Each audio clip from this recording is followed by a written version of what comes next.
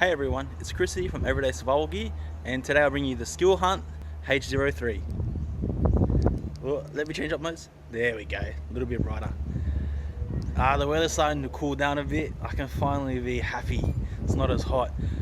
Anyway, this is a headlamp, TIR optics, XML 2U4, and it's can even be used as ADC. How good's that? Let's talk more about it now. Alright guys, so in front of me we have the Skilhunt H03. You can very easily get that name wrong and then you're going to get in trouble for being naughty. So I'd be careful when you're saying it. It's windy out here and like all my little booklets are getting blown around. I'm going to lose one for sure, and the camera just got blown over. That's how windy it is. But the breeze is so good after having like 24-degree nights. It feels so good. Basically, we'll go through what you get with the Skilhunt H03. It comes in this box, which is awesome. It's pretty bright. It's brighter than the night core color. Tells you there too, neutral white. You get the headband, which is of good quality. I'll talk more about that later. You get the lanyard. Obviously, you get the light itself with the TIR optics already on. You get the clip, warranty booklet, worldwide warranty. Booklet to do. I tell you how to build this, which I didn't actually take out when I built mine, and I was like scratching my head like an idiot. You get spare O-rings, and I'm assuming that this little piece is to fit in to where the magnet goes, because there's a magnet in the tail cap that can be removed. So I'm guessing that replaces the magnet once it's taken out, and the instruction manual. So that's what you get with this light.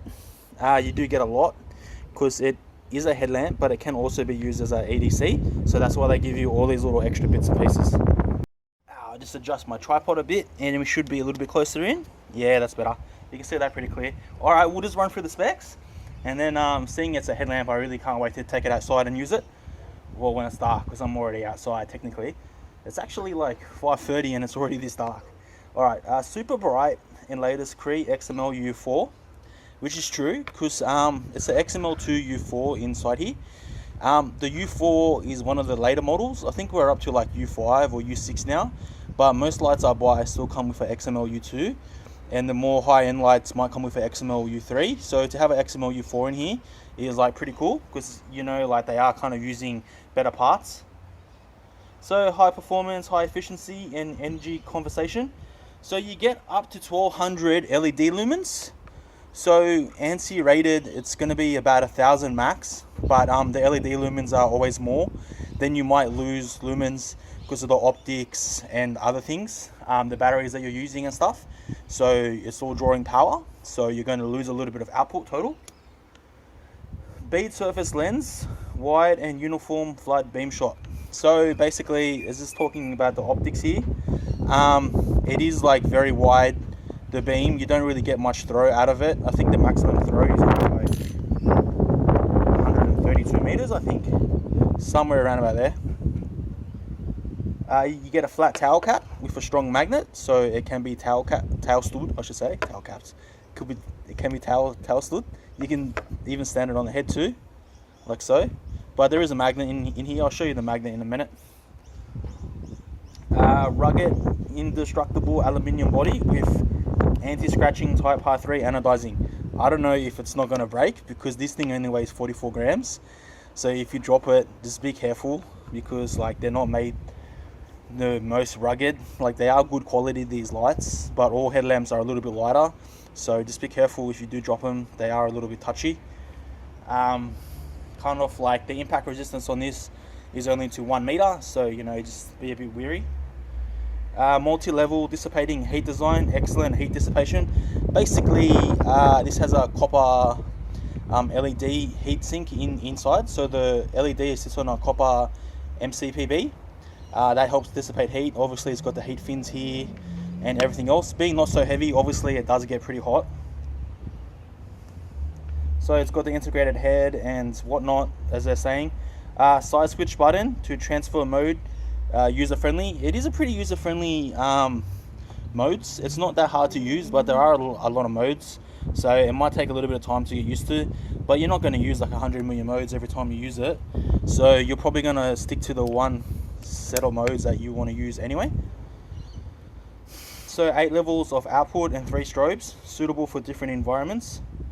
Yeah, basically that's right, because you do get like 100 million outputs.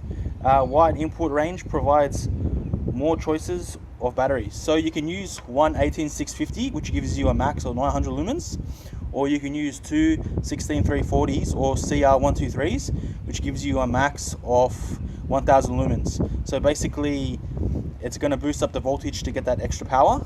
So yeah, I don't know, because obviously the CR123s and the 16340s, they are a lot smaller, but if you're overseas, which I know a lot of my viewers are, it is fairly easy to just go pick up CR123s from the shop, so that's good. This will make a good EDC choice, because you guys can just walk into a shop and pick up CR123s if you need them. Here we can't, and I would prefer to use the 18650 for the longer run times.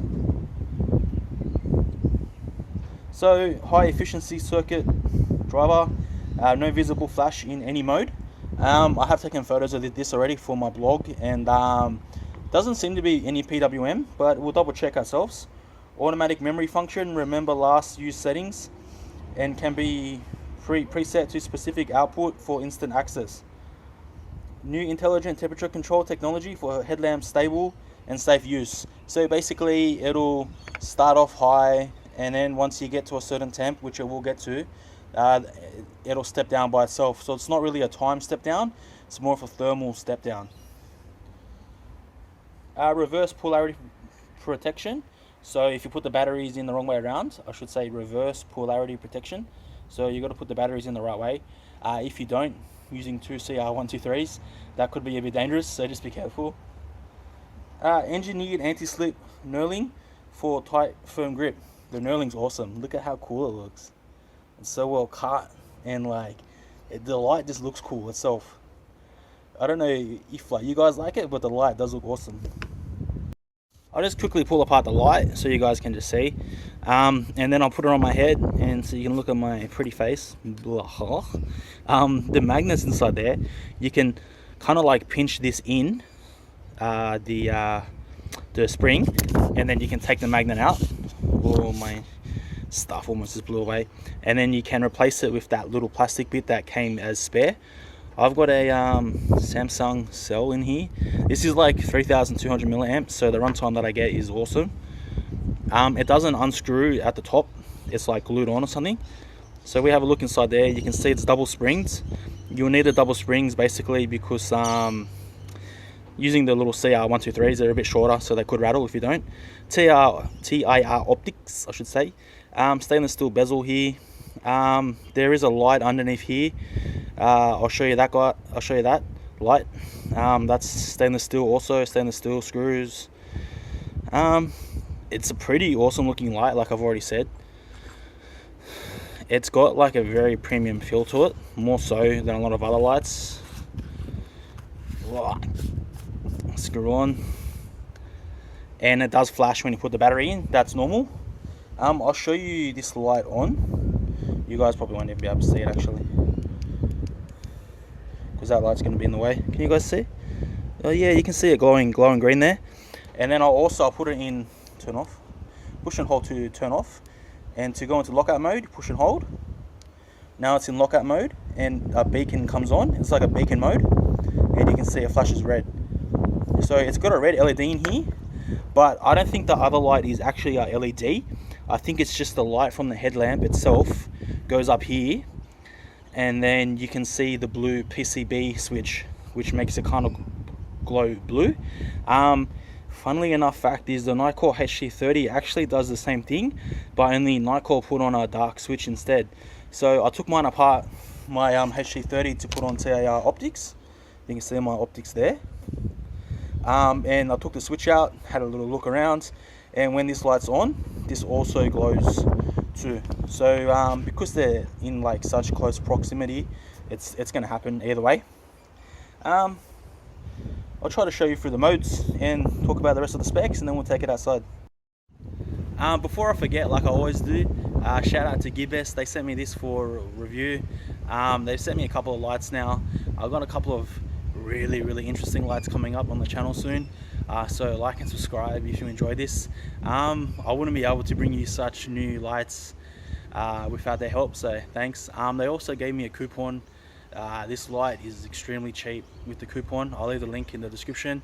I'm not sure if I can say the price, but let's just say it's a dirty 30, shall we?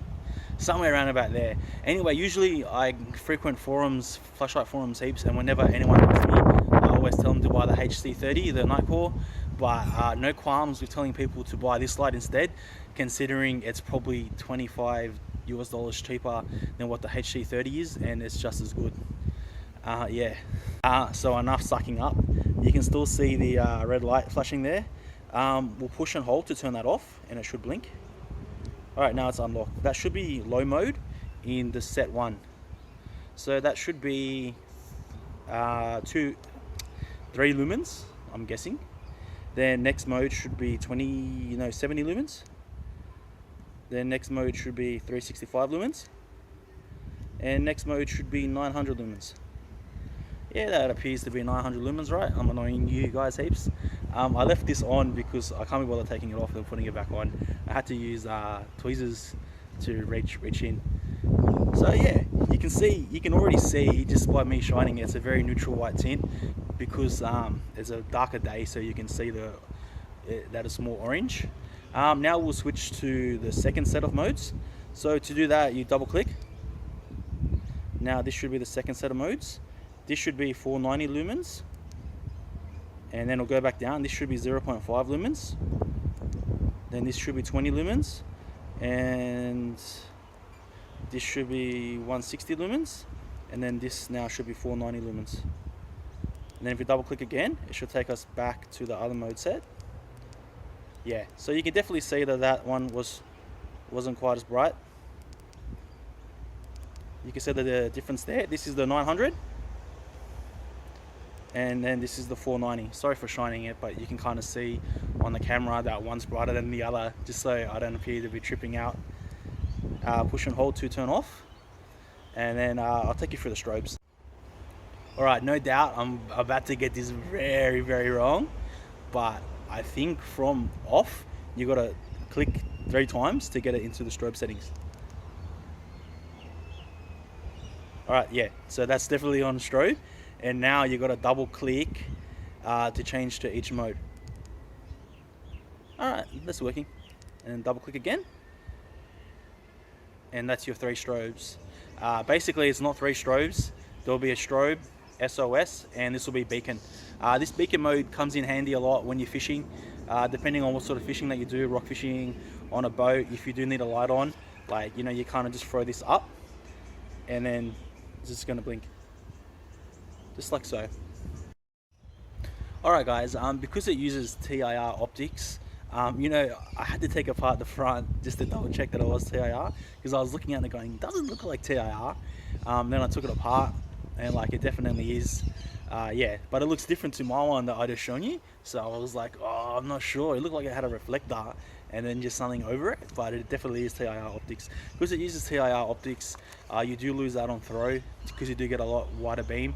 The good thing of using TIR optics is you can have it on the 900 lumens or the 1000 lumens setting, and then you can have it as bright as that, and you can still read a book that's right in front of you.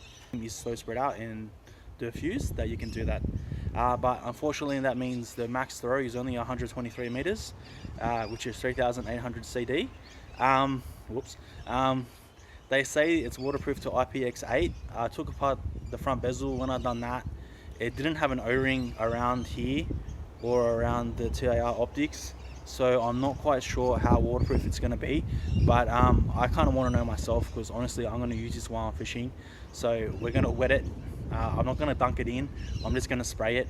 But IPX8 should be at least 1 meter submersible to get that rating, so it should be able to get dunked in, but just in case, I don't really want to risk it because I really like it. So I'll just spray it with the hose heaps and we'll see how it does. So as I was saying, it's only drop proof to 1 meter, unfortunately, because it is so light, because it does only weigh 44 grams, and it is 9.99 centimeters long. We'll call it even at 10. The head is 23.5 millimeters. So sorry, 99.9 millimeters in length.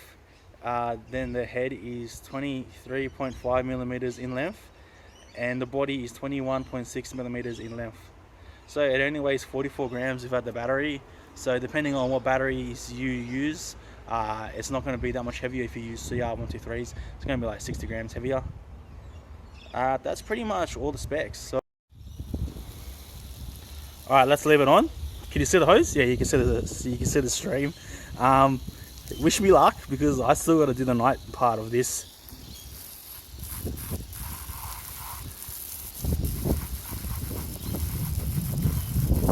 It's taking it like a champ, considering that there's no O-ring there. So far, so good. I can't turn this hose off here. Wait, my phone's getting soaked. Luckily, it's waterproof. There is an O-ring on this end, but there was no O-ring here. But maybe it sits tight enough that you don't need one. I'm not sure. That should be enough wetting now, I think. It passed. It's still on. Alright guys, it's night time now. I've got the Skilhunt H03 on. I'm pretty sure I got it on mode 1 because I was just switching through the modes, and this appears to be the brightest low mode out of them all. As you can see, I got a whole bunch of lights there to test this against. I brought out the Nightcore HC50 just so you can see our headlamp without the optics. Yeah, and we'll just try it against the BLF A6 and whatnot. And of course, low mode you won't be able to see in my yard, so in my shed's a pretty sweet deal. So you've pretty much seen that this mess here now. I'll grab all these lights at once and we'll go outside. Alright guys, I freaking love these optics that I put on the HC30. I reckon it's awesome optics. I got it from Fast Tech, so yeah, you can get them and you can put them in yourself because they are awesome. This is the HC30 on. I'll switch it off and I'll put the H03 on. Okay, so I'm not sure how much you guys can distinguish, but to me everything looks a lot less washed out. So if I go up even highest mode, I know the camera isn't adjusting the best, but in person it looks like a lot less washed out. And these optics, they aren't the same degree as the optics in the HC30. So you can see how the tree looks really green still and not way too white.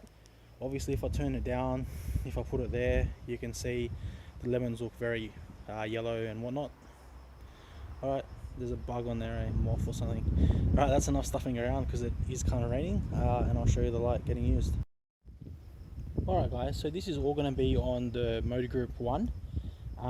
This should be medium, so this should be high mode. So you can see it's bright, it does light up my whole yard even on high mode, but it is pretty diffused, so you've got to take that into account because it is optics.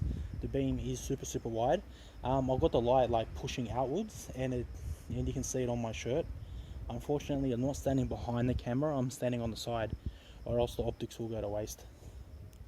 And I'm assuming that this is the highest mode. It better be, or else I just stuffed up. So I'll move it around a bit so you can see it there. This is pointing up here, so that's pointing all the way to the sky. And if I put the H03 back down pointing towards the ground, now you can see it there. So that lights up my whole backyard pretty easy. Even though it is super floody, there still is more than enough light to light up my backyard. And the good thing about optics is I've said it 100 times now, but I can have this on high mode and I can still work on stuff. You can see my hand there, it's not way too washed out, and this is on the highest mode. That's what's great, is that it's not going to fatigue your eyes quite as much. But I have found that when I'm fishing, I kind of miss the extra throw that a reflector system would give you. It's not a deal breaker because this is awesome, but if you kind of like, I don't know, I kind of take like a C8 anyway with me when I go fishing, but like I kind of like having a reflector on my headlamp that throws to, maybe I gotta start to carry 2 headlamps on my head at once. Alright, we'll switch it to mode group 2 next, and we'll cycle through those modes. That should be low mode still, so I should be able to double click, and now it's on, but you can see it's even lower than that mode. So that's low mode on the mode group 2. Oops, sorry guys. Then that's medium mode. You can see it lighting up. You can see it there. You can see it lighting up a bit, not quite as much as the mode group 1. That should be high mode.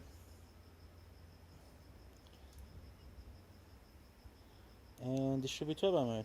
Yeah. You can see not quite as bright as the mode 1, but it still does an awesome job of lighting on my backyard. More than enough light. You can see the tree, whatnot. I don't know why my phone just stopped working then, but it just did. Weird.